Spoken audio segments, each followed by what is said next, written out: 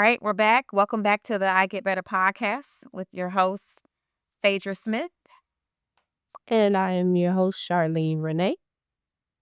And so today we are doing part two of I Get Better When I Heal from Trauma. And so we defined it, we talked about the types of events and the symptoms that come from trauma or traumatic experiences, the spectrum of trauma, versus like acute, chronic, and complex. And so, and which encompasses PTSD symptoms and things like that. So if you missed that, please go back and check the episode out.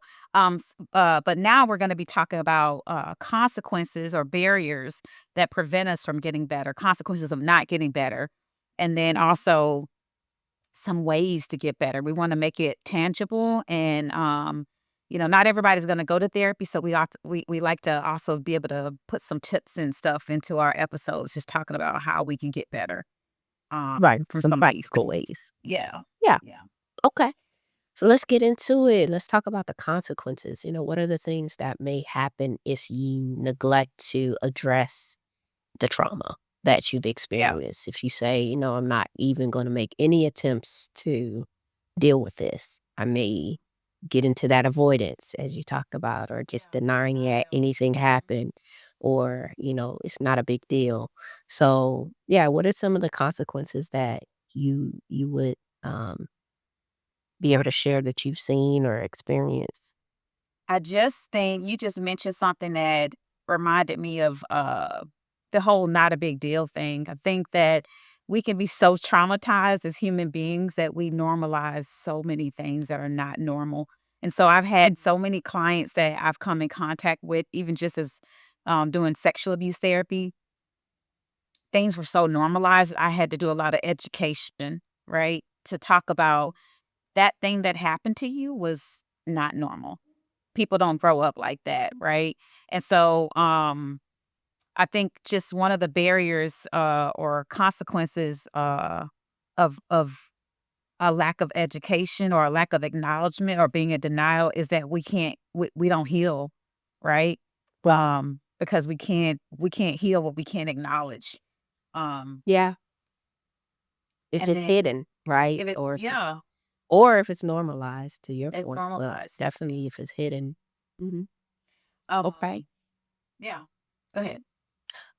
For sure, it shows up in relationships. Yeah. Unhealed trauma, traumatic experiences that are experienced in childhood, adolescence, young adulthood, even they come back around into adult relationships. And so, when you're not willing to acknowledge or work on healing from your trauma, it's going to come out in the way that you're able to be in relationship. You're going to see many of the attachment issues that we touched on before, where you are unable to properly attach or securely attach to others in a healthy way when they talk about relationships. So it's going to come out on, even if you never speak about it. It's many people who've been in relationships for years and they have not, maybe due to shame or embarrassment, they have not revealed some of the things that have happened to them that have been traumatic in their lifetime.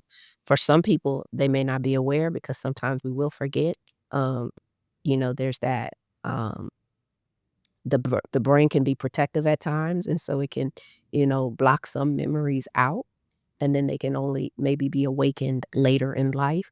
So sometimes it's I don't know or I don't remember, and sometimes I do know and I do remember, but I'm ashamed or I don't want to bring it up, and so it comes out in your behavior even if you never say anything about it. So some of the consequences, of course, um, you know, toxic or harmful or maladaptive behaviors come out in your relationships if you fail to deal with your trauma Yeah. and work on healing from it.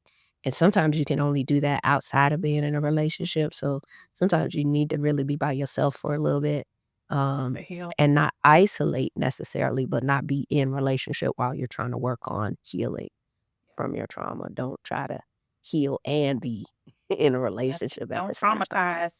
Now, if Right. you marry, okay? So I don't, we're not saying go get a divorce, right? But No, what we are saying is, those that are dating, sometimes I think we can bring our traumas unfairly into situations or dating. relationships. Yeah. Right, but even if you're married, I think you may not get out of the relationship, but I think it is fair to have a conversation with your spouse and say, "Hey, I need some time to Oh deal with yeah. this, and Yeah. while I may not be able to show up in certain areas for a little bit because I Mhm. need to be able to take some time to work on some things," and your spouse hopefully could be understanding of that because you may not be able to keep carrying the load of everything and work on your healing at the same time. I love that you So said having a that. I think conversation that's about that good. need to, Yeah. And then be actively doing but don't something leave about them, it but as just well. give them, tell them you need some. Yeah. Yeah. Yeah, don't just So say, "I need some space," and ignore them and then yeah. don't do nothing.